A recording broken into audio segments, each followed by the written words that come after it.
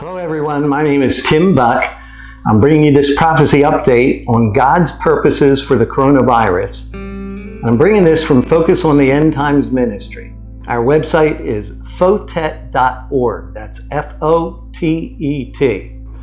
And today I want to talk to you about what's behind the coronavirus. Isn't it amazing as to what's happened to us around the world? What's God up to? There's several reasons for the coronavirus, and I want to talk to you about a little bit more today. My view is that there's two solid reasons why God sent the coronavirus. The first is that it's a sign of greater plagues that He's about to unleash in the tribulation. I'm going to talk about that in future ones, but today I want to discuss a second reason why I think God's delivered the coronavirus to us. And that is because God's sending us a message not to divide the land of Israel. Zechariah says, "Behold, I will make Jerusalem a cup of trembling, and all the surrounding peoples when they lay siege against Judah and Jerusalem." As the world is quarantined, we need to ask the question, what is God doing? How has God interrupted us this way? There's some aspects about the coronavirus that are suspicious to me, letting us kind of know that this is the fingerprints of God. And the first is, it's worldwide. Everybody in the world is right now affected. Secondly, it's not that deadly of a virus, yet it's brought the world to a standstill. And thirdly, it's accompanied by such a strong spirit of fear that far surpasses the real danger. So what is God up to? And here's the thing that I need to discuss. How high is Israel on God's priority? How high is Israel on God's priority in the end times? Regardless of how COVID-19 got here, there's a lot of reasons for it. Some have said it's a bio-war triggered by China. Some have interpreted it as Satan's attempt to get rid of Donald Trump, and some are saying that it's a conspiracy for the one world order. Well, I see it as a sign we're getting closer to the return of Jesus. It's a taste of the coming tribulation plagues that shows how fast God can interrupt the whole world. But I would also like to propose now that we take a minute to evaluate a different scenario as to why God has brought the world into this situation. And that is that I think God is upset with the world for trying to divide the land of Israel. The coronavirus is God's direct intervention to halt man's efforts from dividing the Holy Land. I say that because of the suspicious timeline of the virus, coming on the heels of President Trump's peace plan to divide Israel. I think the best way I can illustrate this is by offering a comparison to life in America before the Trump peace plan was launched, compared to life in America after the Trump peace plan was launched.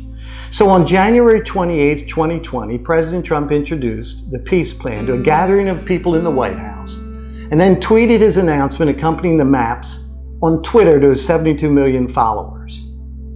Exactly 44 minutes later, a massive earthquake rocked South Florida. And immediately following that, the White House announced that they saw a growing need to establish a task force to handle the looming threat of the coronavirus. Now, this has a historical precedent, familiar to previous presidents. Let me give you three illustrations concerning trying to divide the land of Israel.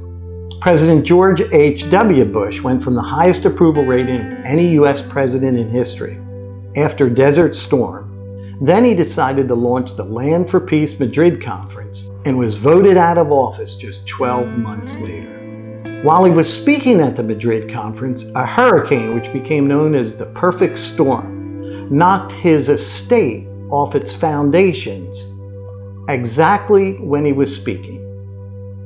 George W. Bush had prepared the most comprehensive two-state plan to the point that was to present it at the United Nations on September 11, 2001, when the 9/11 terrorist attack knocked out the Twin Towers in New York City.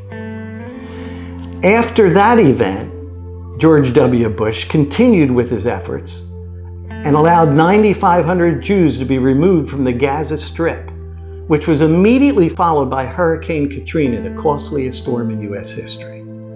And now we see President Trump, immediately following the delivery of his peace plan, facing the largest crisis in world history of any president because of the attempt to divide the land of Israel. So my question is there a warning in the coronavirus? Is there a warning to the whole world not to tamper with the borders of Israel? How high is Israel on God's priority anyhow? Well, I can tell you one thing. God never brought Israel back in 1948 to release a chunk of it over for a Muslim terrorist state. When God brought back the people in Israel in 1948 and gave them the rest of the land in 1967, it was for His purposes, and it was supernatural. And God is sovereign, and His fingers of warning by bringing the world to a standstill are on this virus. Another way that we can look at it is to make a comparison. I'd like to compare what the state of America was like 2 months before the peace plan was introduced on January 28, 2020, to 2 months after the plan was introduced. Prior to the peace plan, you know that the United States was experiencing the greatest economy in history. In 2019, we had 21.43 trillion gross domestic product, an all-time record. Prior to the peace plan, we had the highest employment in history and the lowest unemployment in history. The Dow Jones had hit an all-time high on February 12th. The S&P and NASDAQ hit all-time high on February the 19th. And the U.S. had become the strongest and largest producer of oil in the world. Phase 1 of the U.S.-China trade deal was signed at the White House on January 15, 2020. And in the process of all of that, the president had appointed 200 conservative federal judges to the Supreme Court, the U.S. Court of Appeals, and district courts. All while a major battle was raging on the political levels in America. The state of America was economically stronger and carrying the world than it's ever been. Just 2 months after the delivery of the peace plan, let's take a look, and this is painful to listen to. Just 2 months after the peace plan was delivered, we've had the largest pandemic in America since 1918. Hospitals and healthcare workers are now overwhelmed. The United States Airlines are at a standstill. Schools, businesses, sports and gatherings are banned. There's been an economic shockwave not felt since the 1930s due to the disruption of manufacturing and closed businesses. U.S. oil companies, travel companies, airlines, and the auto industry are all facing bankruptcy.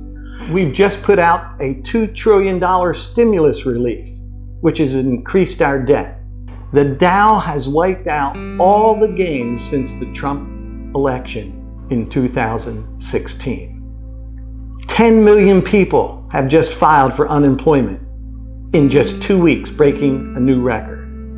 Already half of the states say they don't have enough money to handle that many jobless claims. And 90% of Americans have been ordered to stay at home. Lastly, airports are empty. The Las Vegas Strip is empty. Disney World is closed. Trump rallies are shut down. And church doors are closed. Just a big coincidence that this all happened in sync exactly at the timing of the delivery of the Trump peace plan?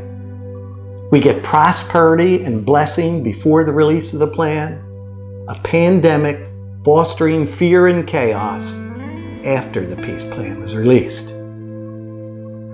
Or are we so deep into the end times that God's agenda for Israel supplants all other human activity? Let's think about that. Is it possible that the apple of God's eye is the priority on planet Earth today? Remember, in 1948, when God brought Israel back, that's a super sign. And God announced that the greatest miracle of our generation would be the Jewish people returning to Israel. I say that because Jeremiah 23:7-8 says, "So then the days are coming, declares the Lord, when people will no longer say, as surely as the Lord lives, who brought the Israelites up out of Egypt, But they will say, as surely as the Lord lives, who brought the descendants of Israel up out of the land of the north and out of the countries from where he had banished them. Then they will live in their own land. In our lifetime, God's saying that his marquee event and activity is what we call Aliyah. It is the returning of the Jewish people to the promised land.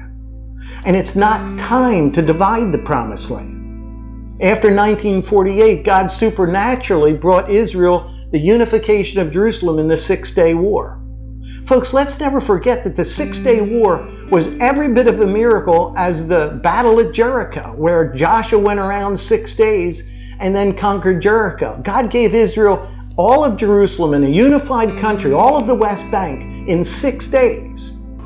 Let me talk just for a minute about the coming peace deal with Antichrist, because there will be a peace deal one day, but it will be a peace deal made by Antichrist, not until God's time. Man's peace and man's efforts to divide the land of Israel are not allowed to preempt God's plans for when Judea and Samaria will be divided. After the church is raptured, God's focus turns to Israel.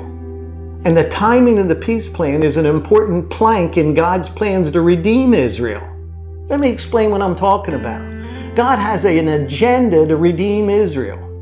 And the peace plan with Antichrist is a key component of that agenda, because it gives Israel 3.5 years protection during the first half of the tribulation, at which time Israel's temple will be rebuilt, Moses and Elijah is going to show up, and for 3.5 years they're going to be talking about the Lamb of God that takes away the sin of the world, and the Jewish people are going to start to get saved in that 3.5 year period. That's why the peace plan can't ever happen before that begins.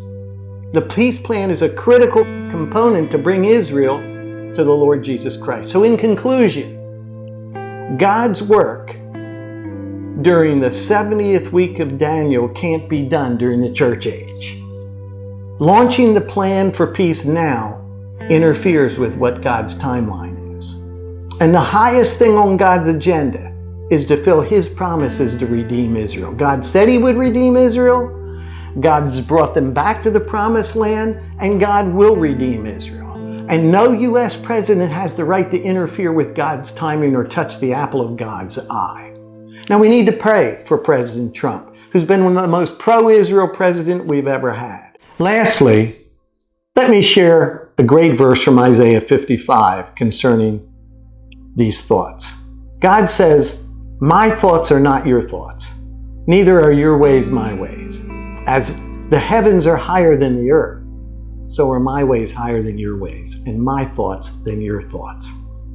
Thank you so much for listening today. And if you have any questions or comments, you can email them to tim@fotet.org. And God bless America. Thank you.